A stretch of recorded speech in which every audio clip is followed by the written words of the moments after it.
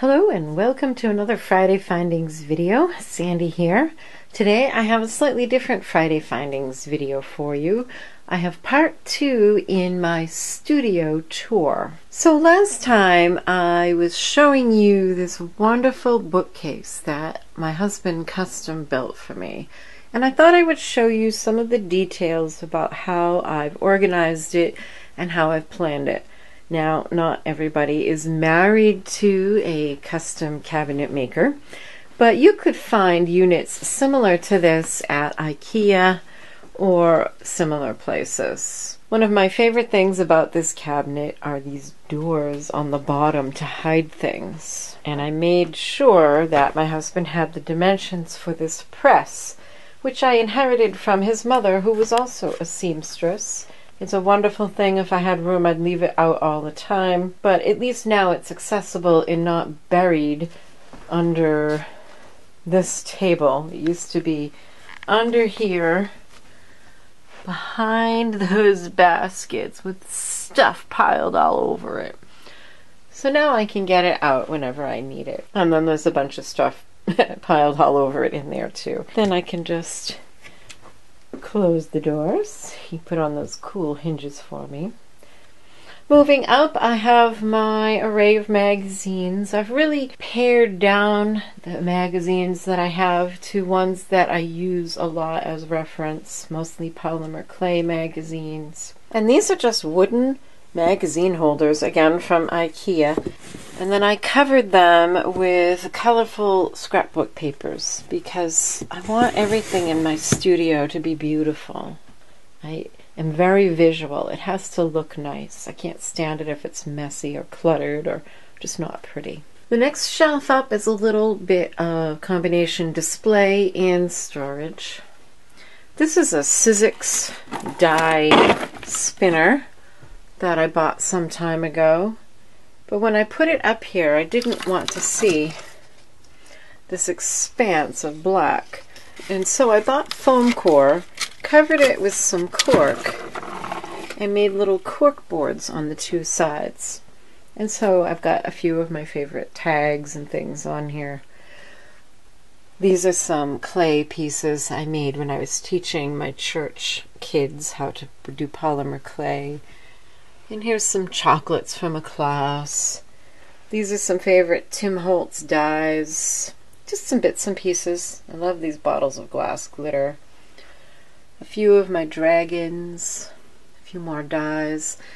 This red organizer I found at my local Michael's. And it's just cardboard. It's nothing really expensive. In fact, I've had to glue these support pieces back in place.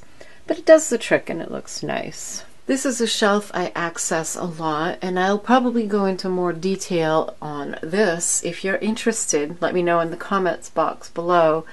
This is my polymer clay sculpting tools, and just about every time I am working in polymer clay, this gets pulled out and put onto my work table. And then in here are my clay cutters, and here they are. And it's just nice to know if I'm looking for a cutter, they are all in here. Some of these are specific for clay, like these brass Kemper cutters. And some of them, like these round ones, were actually found in the cake decorating section of my local craft store. And this is something I'm constantly pulling off my shelf. It's just a tool stand for my pliers and such. I got it on Amazon for under $10. I'll make sure there's a link in the description box below. It's just about filled up. I don't know how many more tools I need. Up here is probably the messiest looking part of the bookcase, and these are my Cropper Hopper files for 12 by 12 scrapbook paper. I haven't had time to scrapbook much lately. I still would dearly love to finish the scrapbooks of my kids growing up, although they are currently 26 and 28. But it would be nice to finish those books. We'll see. Now this shelf and then this shelf right here. This one right here is really where I access the most besides this one. And these are just boxes I got from Michael's. Wait till they're on sale. They'll go on sale for somewhere around $1.50. I think these were $1 $66 each when I got them. And this is how I keep all those unwieldy supplies organized and right at my fingertips when I need them. So you can see here I have copper wire, silver and silver colored wire. And again, like many of the things in my studio, they're organized by color. Here's brass and gold colored wire, because I don't have much gold wire, gold being the price it is these days.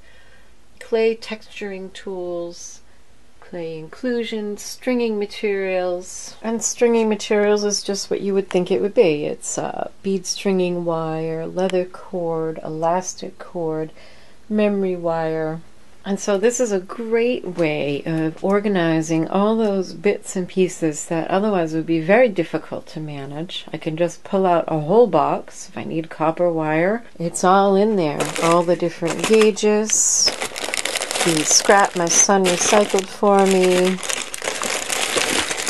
all the different, I even got bits and pieces buried down the bottom of the box, but it's all right in here. And then sprinkled throughout, I just have things on display, mostly things I've made, sometimes things other folks have made for me. These are some of my polymer clay pieces. This little fairy house was actually in the January 2015 Polymer Cafe magazine, a tutorial to teach you how to make it. And these guys are just some of the dragons I made in my Dragon Challenge in 2015. And then up here are similar boxes to the lower shelf, only things I don't access quite so often. I even have 2 empty boxes, which is always hopeful because we never do stop buying new supplies. In this lower cabinet, I have binders with clear stamps and rubber stamps, things that aren't wood mounted. I have them all in binders that I purchase and then punched holes in Ziploc bags and reinforce them, and now I can just flip through all of my clear stamps, whether I want to make a card or a scrapbook page, or perhaps I'm just looking for some texture for polymer clay projects. It's very easy to flip through them this way. There's my pasta machine, which is often out on the table, but I just finished a big project, so I put it away. My die cutting machine.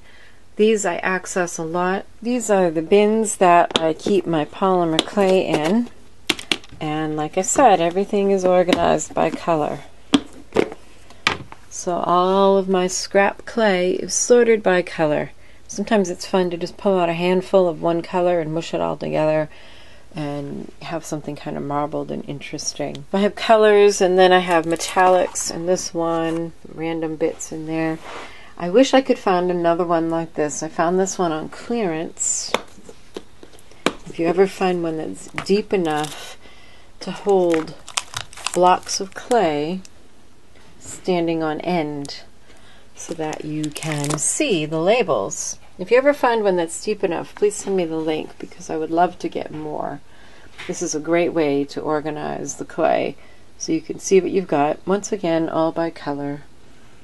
And some inspiration dragons glued to the inside of the lid. And they all fit very nicely inside this cabinet because I did make sure and check the sizes.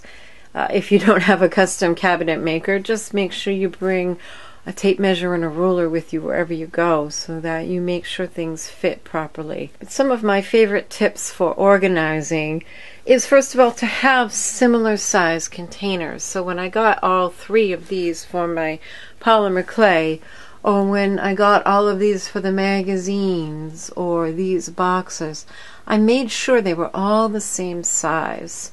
And that just helps keep things looking a lot less cluttered.